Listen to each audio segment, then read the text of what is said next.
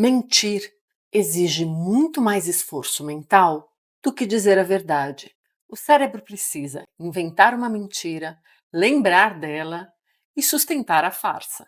Isso pode gerar estresse, ansiedade e até reflexos físicos, como suor, desvio do olhar, aumento da frequência cardíaca. Então, afinal, por que as pessoas mentem?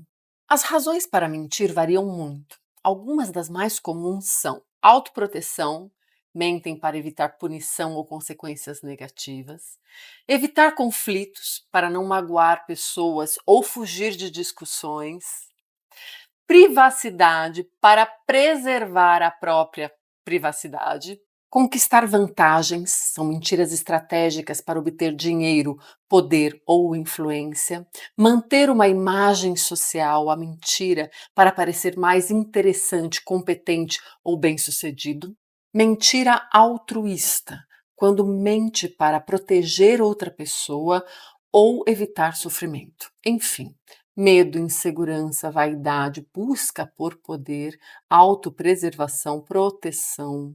A lista é extensa e nos leva a questionar a complexa teia de emoções e intenções que envolvem o ato de mentir. A relação entre mentiras e verdades não é tão simples quanto parece, e diversos filósofos se dedicaram a este tema para entender este fenômeno humano. A mentira está intimamente ligada ao desenvolvimento da linguagem. A capacidade de mentir depende da habilidade de usar símbolos, construir narrativas e entender a mente do outro. E tudo isso só é possível graças à linguagem. A mentira é um marco cognitivo. Crianças pequenas, por exemplo, só começam a mentir por volta dos 3, 4 anos de idade, quando elas desenvolvem a teoria da mente, isto é, a capacidade de perceber que o outro tem pensamentos e crenças diferentes das suas. Alguns cientistas acreditam que a evolução da linguagem pode ter sido impulsionada pela necessidade de enganar ou manipular socialmente. Isto é, a mentira e a linguagem surgem juntas, porque ambas exigem raciocínio simbólico e comunicação complexa.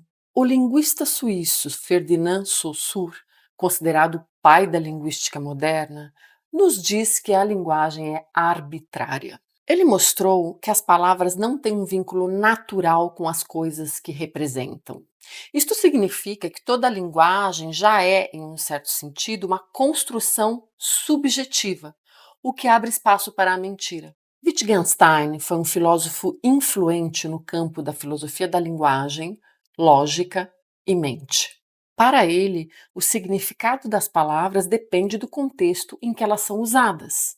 Isso significa que uma mentira pode ser uma verdade dentro de um sistema de linguagem próprio, por exemplo, um código secreto ou uma ficção. Uma das principais ideias de Wittgenstein era: os limites da minha linguagem são os limites do meu mundo. Só conseguimos pensar sobre aquilo que conseguimos expressar em palavras. Derrida foi um filósofo francês e é conhecido como o criador da desconstrução, uma abordagem que abalou a filosofia, a literatura, a linguística e até a política. Ele mostrou que a linguagem nunca é completamente estável e que os significados das palavras estão sempre mudando. Ou seja, não existe uma verdade fixa na linguagem. Os textos não têm um significado único, pois cada leitor pode interpretá-los de maneira diferente. Toda ideia contém contradições internas, porque as palavras dependem umas das outras para ter sentido. Derrida argumenta que toda linguagem é ambígua e aberta a interpretações. Assim, a mentira não é algo fora dela, mas algo que já está dentro da linguagem. Portanto, a linguagem nunca é completamente objetiva. Então, de certa forma, toda a comunicação pode conter elementos de distorção ou omissão. E é justamente aí que eu queria chegar.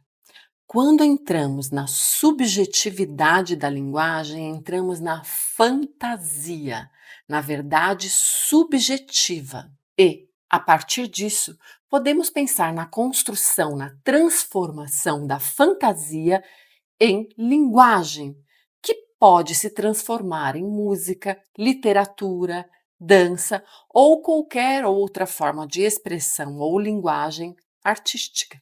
E se a fantasia existe, é porque precisamos dela para viver. Me conta o que você pensa sobre isso aqui nos comentários.